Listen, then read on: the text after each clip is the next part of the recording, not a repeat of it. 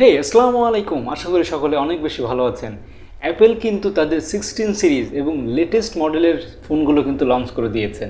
So আগের model থেকে এবার কি কি নতুনত্ব আসলো সেই বিষয়ে আজকে আমরা জানবো। এমন সব নতুন নতুন ভিডিও এবং ইনফরমেশন পেতে চ্যানেলটি সাবস্ক্রাইব করে পাশেই থাকুন।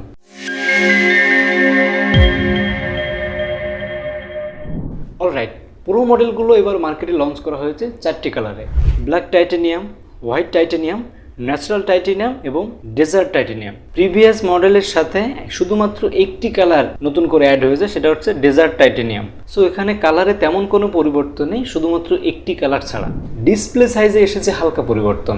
আগের মডেলটা মানে 15 প্রো এবং 15 প্রো ম্যাক্সে ডিসপ্লে সাইজ ছিল 16.1 এবং 16.7, কিন্তু 16 প্রো এবং 16 প্রো ম্যাক্সে সেটাকে বাড়িয়ে করা হয়েছে যথাক্রমে 6.3 এবং 6.9 ইঞ্চ, যার কারণে প্রিভিয়াস মডেলের তুলনায় দেখতে কিছুটা বড়।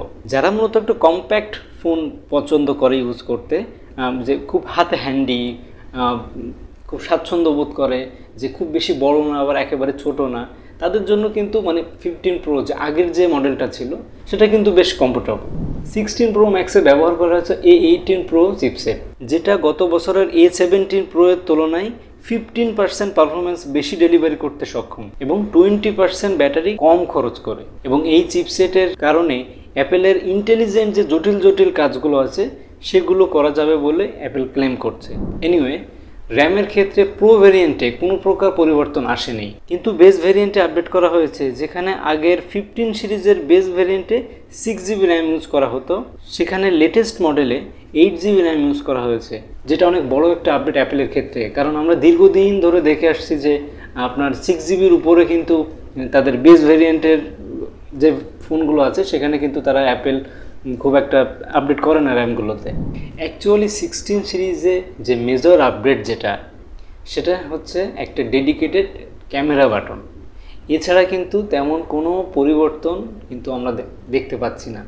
অ্যাপেল এটাকে বলছে ইনোভেশন, কিন্তু আপনারা জেনে থাকবেন বা হয়তো কেউ কেউ ইউজও করেছেন, 2010 সালের আগের দিকে সনি সাইবার শট নামের একটা ফোন ছিল যেখানে এমন ক্যামেরা বাটন দেওয়া হতো। এছাড়া নোকিয়ার কিছু মডেল ছিল যেখানেও কিন্তু এ ধরনের ডেডিকেটেড ক্যামেরার বাটন কিন্তু দেওয়া ছিল। সেখানে হয়তো আহামরি কোনো ফিচার্স ছিল না, কিন্তু ছিল।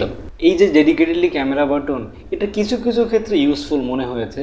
সেখানে হচ্ছে আপনি জুম করার ক্ষেত্রে আপনি ইউজ করতে পারেন, বাট হঠাৎ করে আপনার ইমার্জেন্সি ক্যামেরাটা ওপেন করা লাগতে পারে, সেক্ষেত্রে জাস্ট এক ক্লিকে আপনি ক্যামেরাটা ওপেন করে ফেলতে পারছেন, বা আপনি ক্যামেরার মোড চেঞ্জ করতে পারছেন, অ্যাপারচার চেঞ্জ করতে পারছেন।